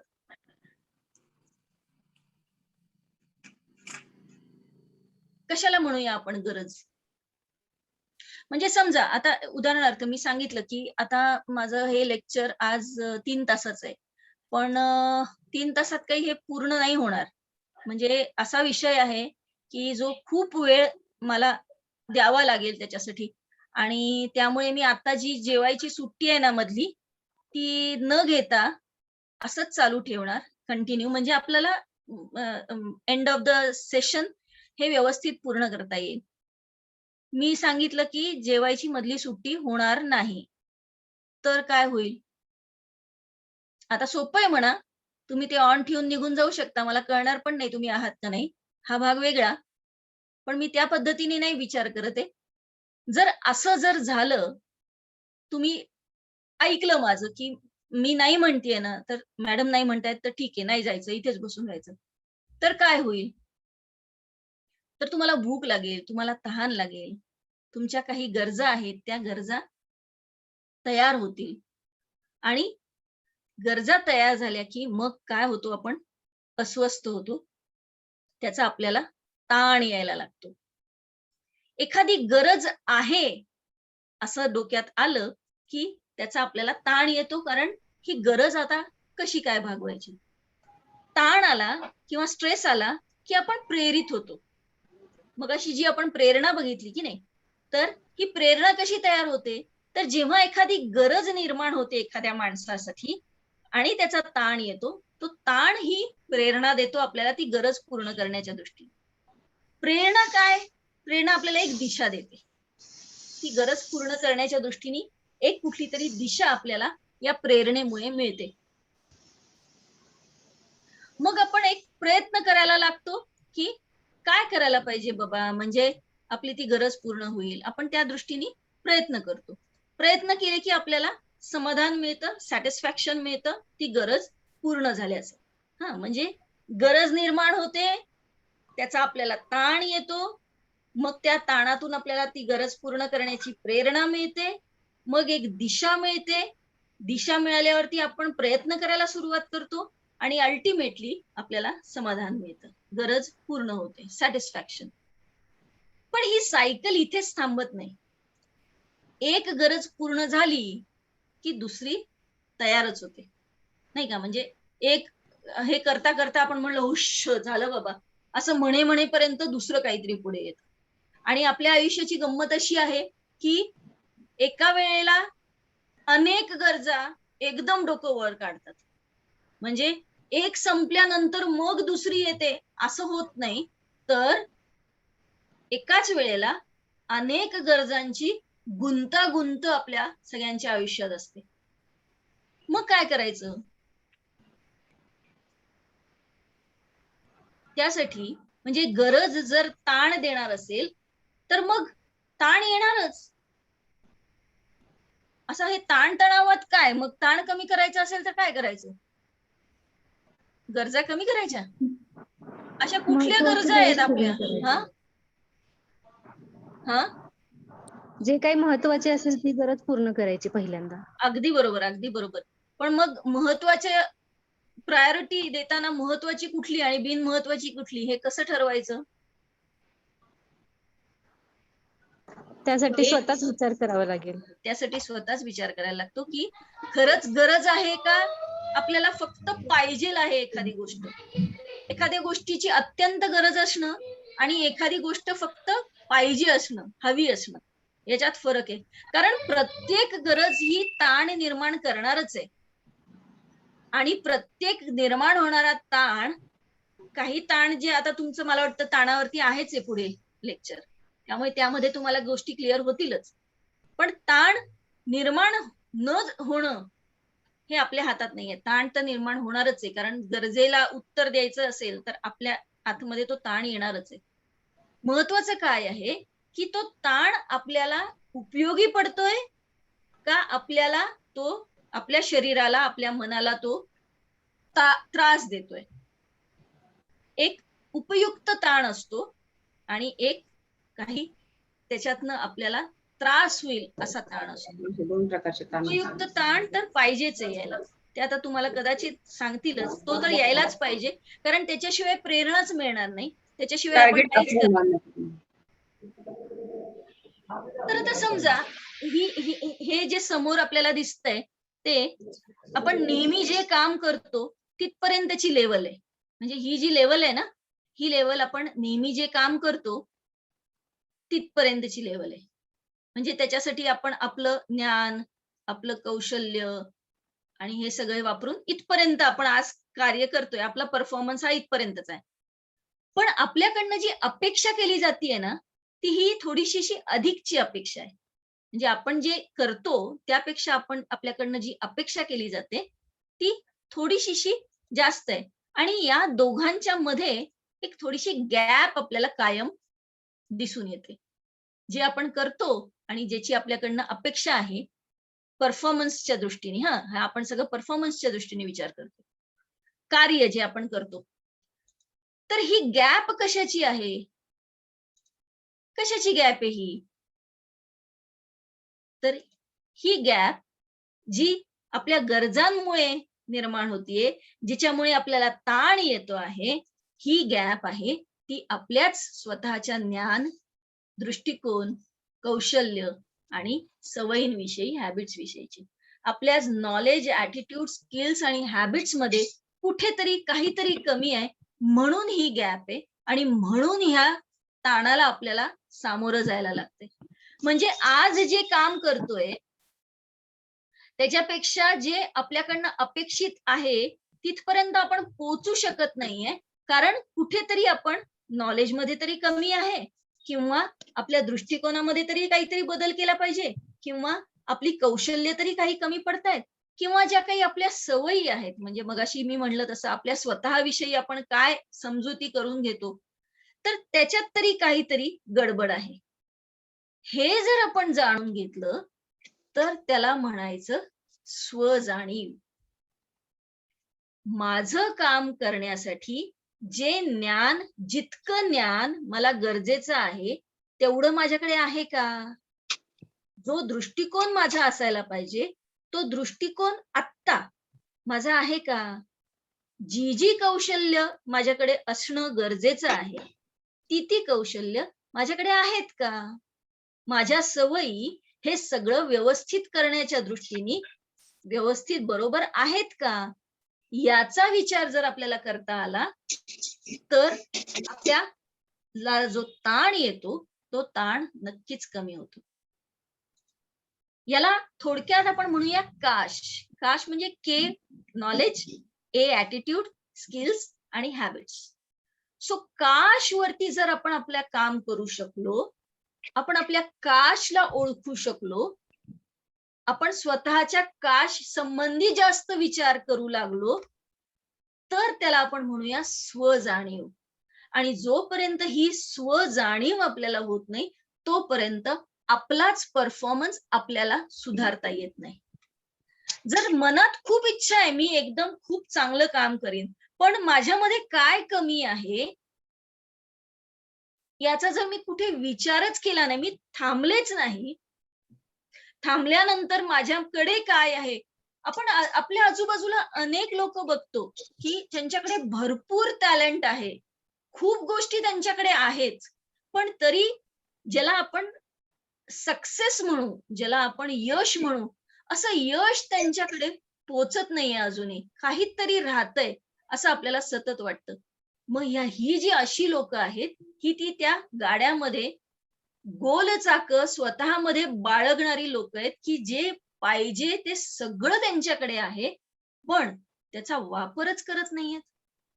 तो कसा करायचा, करायला पाहिजे का, ह्याचा थांबून कुठेतरी विचारच करत नाहीयेत. आणि म्हणून आपल्याला कायम असा विचार करायला पाहिजे की खरंच एखादा चौकोनी चाकाचा गाडा तर ओढत नाहीये मी.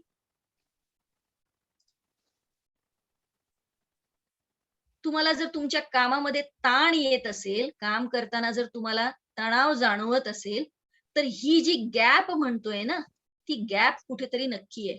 म्हणजे कुठेतरी ज्ञान तरी कमी पडतंय, कुठेतरी दृष्टिकोन वेगळा असायला पाहिजे, कौशल्य तरी अजून तुमच्या अंगी तुम्हाला आणायला पाहिजेत, किंवा काही सवयी ज्या आहेत त्या तुम्हाला त्याच्यावरती विचार करायला लागणार आहे, हे मात्र नक्की.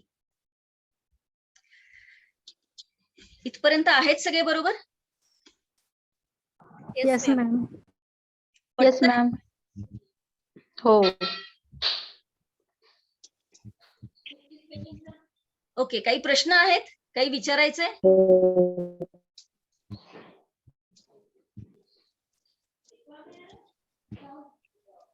जाऊया पुढे आपण. येस. Yes ma'am. ओके.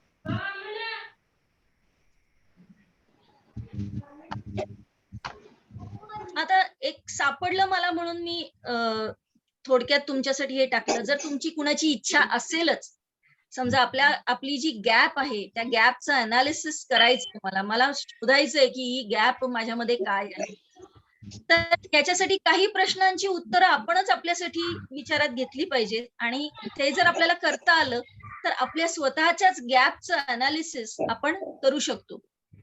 आपल्याला जर एखादा प्रॉब्लेम आहे, जर कुठेतरी ती गॅप आहे असं जाणवतंय, तर त्याविषयी आपलं स्वतःचं मत काय आहे?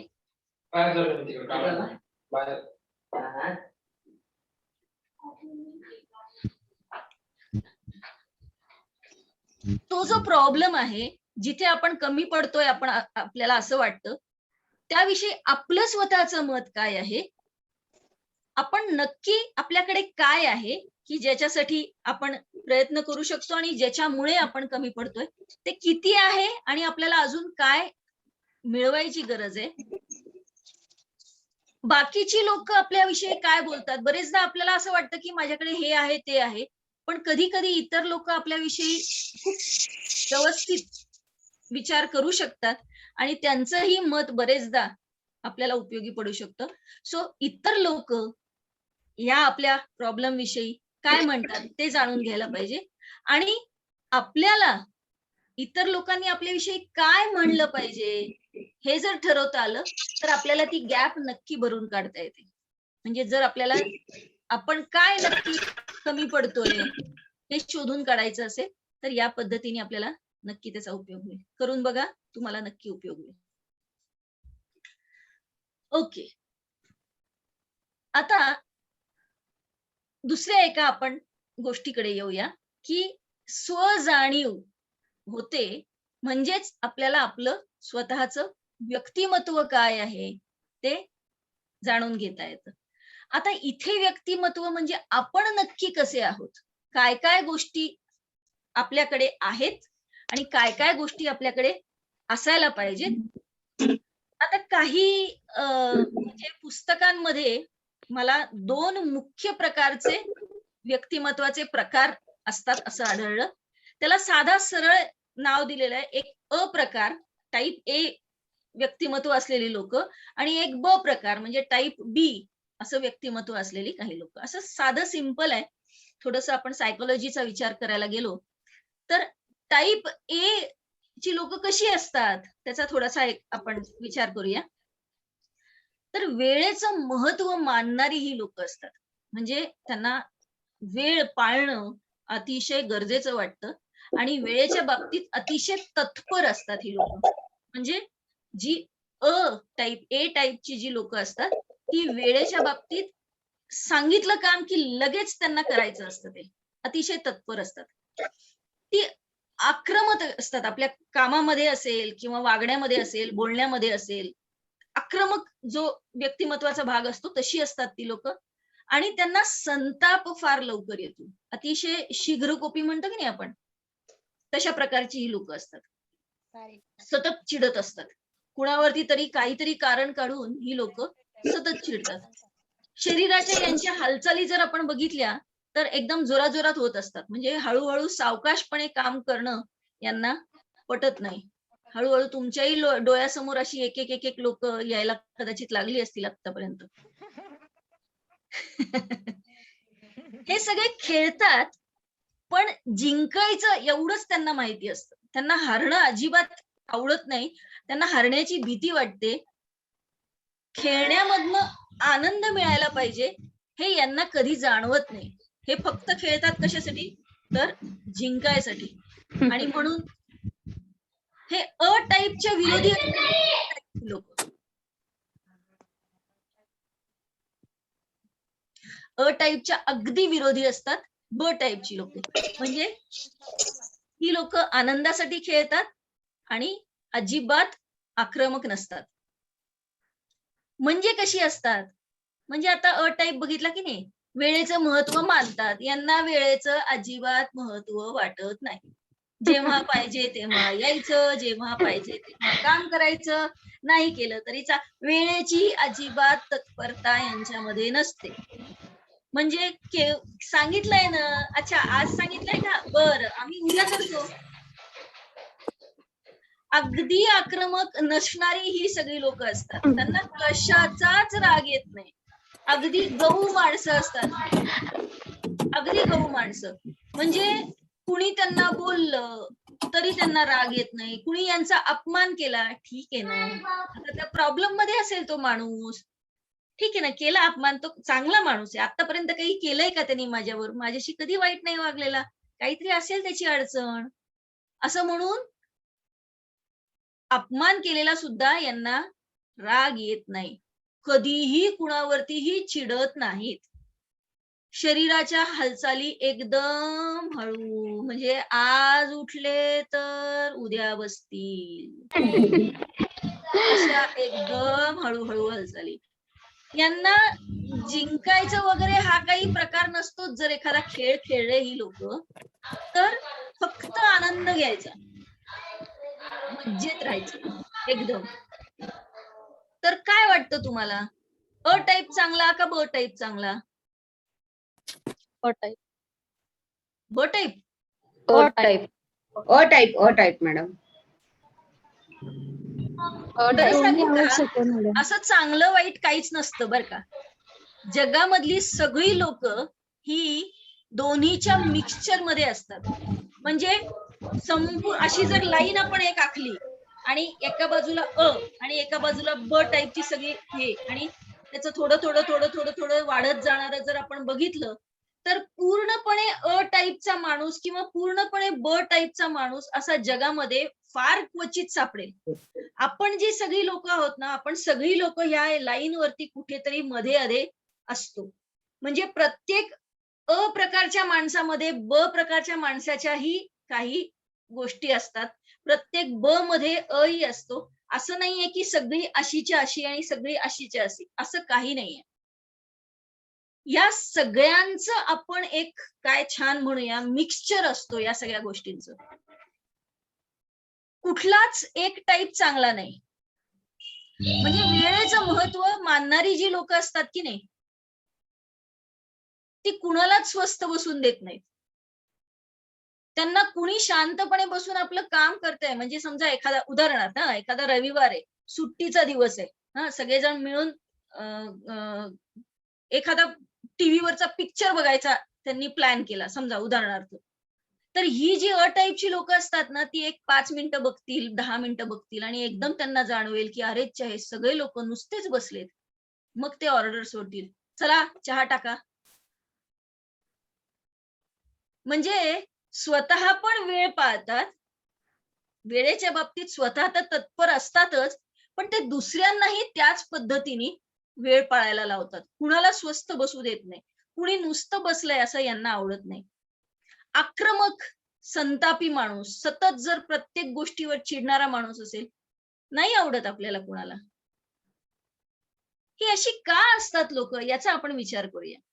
तर ही अ टाईपची लोक अशी असण्यामागचं कारण काय आहे, तर यांच्यामध्ये बरेचदा, म्हणजे हे सायकोलॉजिकली विचार झालाय याचा, हे माझी मतं नाही आहेत, मी कुठून तरी हे तुमच्यासाठी म्हणून एकत्र केलं, की यांच्यामध्ये कुठेतरी सुरक्षिततेचा अभाव दिसून येतो. म्हणजे कुठेतरी काहीतरी असुरक्षित आहे असं यांना सारखं वाटत असतं. म्हणून हे शांत एका ठिकाणी बसू शकत नाही. काहीतरी गडबड आहे, काहीतरी माझ्या बाबतीत वाईट होणार आहे. सगळं अलबेल चांगलं असं यांना कधी वाटतच नाही. तक्रारखोर असतात ही, म्हणजे सतत कुणाविषयी तरी तक्रार करायची. व्यक्ती असेल, वातावरण असेल, सिच्युएशन असेल. म्हणजे पाऊस पडला तरी हे लोक तक्रार करणार की अरे देवा आता पाऊस पडला, आणि पाऊस नाही पडला तरी सतत तक्रार करत राहणार, अरे आता पाऊसच नाही पडला. म्हणजे काहीही झालं तरी ही लोक तक्रार करत असतात. पण ही वाईट असतात असं नाही बरं का. ही अत्यंत संवेदनशील माणसं असतात. म्हणजे त्यांच्या प्रत्येक संवेदना अतिशय, म्हणजे काय म्हणूया त्याला आपण, प्रखर असतात. त्यांना जसा पटकन राग येतो तसं एखाद्याविषयी पटकन ममत्वही वाटतं. त्यांना एखाद्याची पटकन दयाही येते. त्यांना रडू पण येतं. त्यांना आनंद पण लगेच होतो. ही सगळ्याच बाबतीत संवेदनशील लोक असतात. पण याचा सुद्धा खूप अतिसंवेदनशीलता ही सुद्धा आपल्याला फार त्रासदायक असते. असुरक्षित असल्यामुळे प्रत्येक माणसावरती हे सतत संशय घेत असतात बरं का ही लोक. म्हणजे एखादा जर कुणीतरी त्याच्या मित्राशी बोलत असेल तर यांना वाटतं अरे हा माझ्याच विषयी बोलतोय बरं का, मग ते हळूच का बोलतायत, मग ते माझ्या समोर येऊन मोठ्याने का नाही बोलत, मग हळूच जाऊन हा माणूस तिकडे जाऊन ऐकून येणार काय बोलतायत काय नाही, काही नाही पाणी घ्यायला आलो होतो वगैरे म्हणणं. म्हणजे उगीच संशय घेणार की काय माझ्याच विषयी काहीतरी बोलतायत. पूर्वग्रही असतात, म्हणजे आधीपासूनच त्यांनी हा म्हणजे ठीक आहे असाच असणार, हे आधीच ठरवून घेतात की एखादा माणूस हा वाईटच, किंवा एखाद्याविषयी चांगलंही मत, म्हणजे वाईटच असतं असं नाही, एखादी हा ना मग तो एकदम चांगला असणार. म्हणजे उगीच कारण नसताना एखाद्याविषयी चांगलं आणि एखाद्याविषयी वाईट मत हे बनवत असतात लोक. अतिशय चिकित्सक, बारीक बारीक बारीक गोष्टींची सुद्धा ते चिकित्सा करतात. म्हणजे हे असंच का, मग ते इतकंच असायला पाहिजे का? आपण म्हणतो ना साखरेचा सुद्धा किस काढणारी लोक असतात बारीक बारीक, तशीही साखरेचा किस काढणारी लोक असतात चिकित्सक. पण अतिशय वक्तशीर, जर यांना वेळ पाळायला आवडत असेल तर ते स्वतः वक्तशीर अगदी असतात. असे वक्तशीर की इतरांनी यांच्या येण्या जाण्याच्या वेळेनुसार आपली घड्याळं लावावीत, इतके वक्तशीर असतात हे.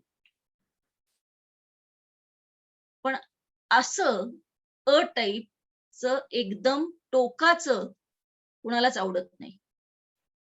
म्हणून आपल्याला विचार करायला लागतो की अ टाईप आणि ब टाईप.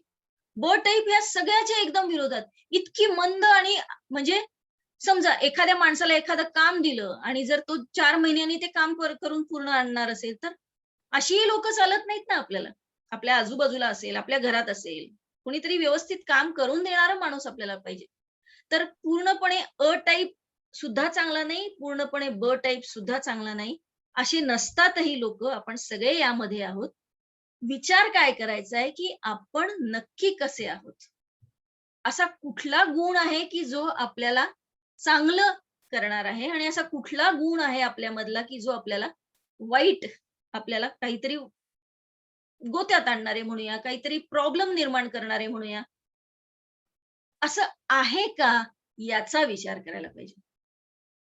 जे थांबायचंय, जी स्वजाणीव आपण म्हणतोय, ते म्हणजे या सगळ्याचा विचार की जे माझ्याकडे आहे ते खरंच तेवढंच आवश्यक आहे का, आणि त्याच्या पलीकडे जर काही आवश्यक असेल तर ते काय आहे.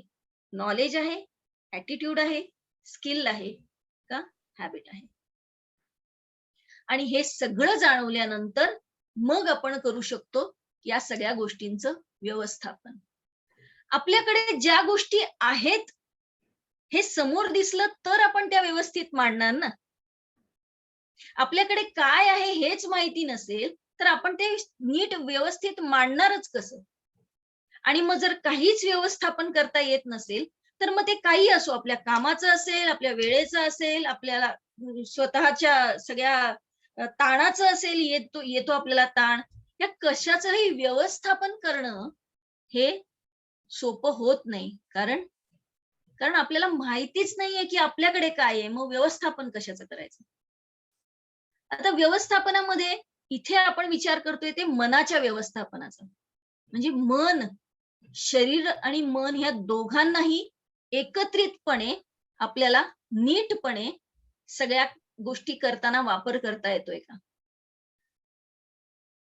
हे असं म्हणण्यामागचं कारण सुद्धा बरेचदा आपलं शरीर काम करत असतं पण आपलं मन त्यामध्ये कुठेच नसतं. म्हणजे मनाला काहीतरी वेगळंच करायचं असतं आणि शरीर मात्र वेगळंच काहीतरी करत असतं. म्हणजे या दोघांचं संतुलन कुठेच नसतं. त्याची कारणं कदाचित खूप अनेक वेगळी असतील, पण जोपर्यंत शरीर आणि मन दोघंही एकत्र येऊन एखादं कार्य करत नाही तोपर्यंत त्याचा परफॉर्मन्स उत्तम होऊ शकत नाही. दोघांचा ताळमेळ जर व्यवस्थित साधता आला तर हा ताळमेळ साधला तरच आपल्याला आपल्या मनाचं व्यवस्थापन करता येतं. आणि मनाचं व्यवस्थापन केलं की बाकी जगातल्या कुठल्याही गोष्टीचं व्यवस्थापन करणं अगदी सोपं आहे. मग ते टाइम असो, स्ट्रेस असो किंवा वर्क मॅनेजमेंट असो, काहीही जरी घेतलं तरी आपल्याला ते सोपं जातं. ताणाच्या व्यवस्थापनावरती मी आज जास्त नाही बोलणार आहे, कारण त्याचं तुम्हाला नंतर पुढे होणारच आहे. हो ना, बरोबर आहे ना, पुढे घेतलं जाणारच आहे. इथे मी फक्त एवढंच सांगायचंय की ताण हा यायलाच नको असा विचार नाही करायचा आहे. कारण ताण जर आपल्याला आपल्या गरजा पूर्ण करायच्या असतील तर येणारच आहे. आणि जर ताण येणं म्हणजेच एखाद्या गोष्टीची प्रेरणा मिळणं, म्हणजे अजिबात ताण न येणं हे नाही उपयोगी. ज्या ताणाचा त्रास होतो असा ताण येऊ न देणं. आणि एकदा ताण आल्यानंतर तो पुन्हा सामान्य स्थितीमध्ये येणं हे तितकंच महत्वाचं आहे. म्हणून रिलॅक्सेशन टेक्निक्स वापरायला लागतात, की ताण आल्यानंतर त्या स्थितीमध्ये आपण थोड्या वेळ असतो आणि मग नंतर हळूहळू पुन्हा आपण पूर्वस्थितीत येतो. हे करताना सगळ्यात महत्वाचं काय आहे तर आपल्या विचारांची आपण योग्य मांडणी करतोय का, त्याच्यासाठी आपले विचारही मगाशी जसं बघितलं तसं काय आहे हे कळल्यानंतरच आपल्याला ते योग्य पद्धतीने मांडता येणार आहे. याच्यावरती आपण जास्त आत्ता तरी बोलायला नकोय.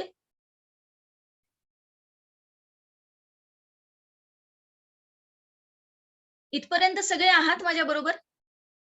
एकदा जरा अनम्यूट करून सगळे येस म्हणा बरं. Yes ma'am. Yes ma'am. Unmute केलं मी.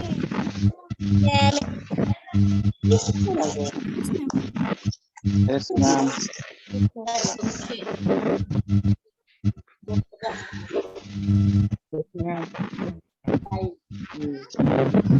ओके. हो मॅडम. आता बर परत एकदा म्यूट केलं तरी चालेल. माझं फक्त मी काय सांगते तेवढं ऐकलं तरी चालेल. म्यूट करा आपापले सगळ्यांनी.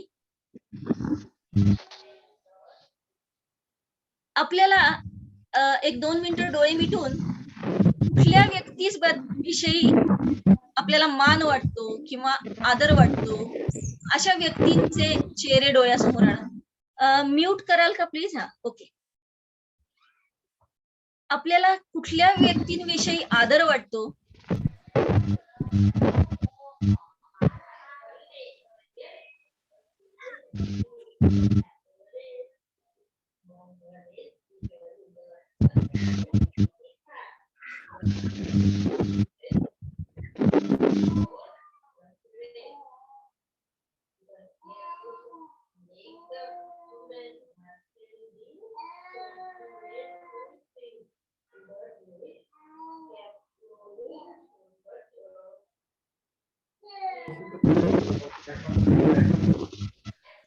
सगळ्यांनी आपले म्यूट केलेत का?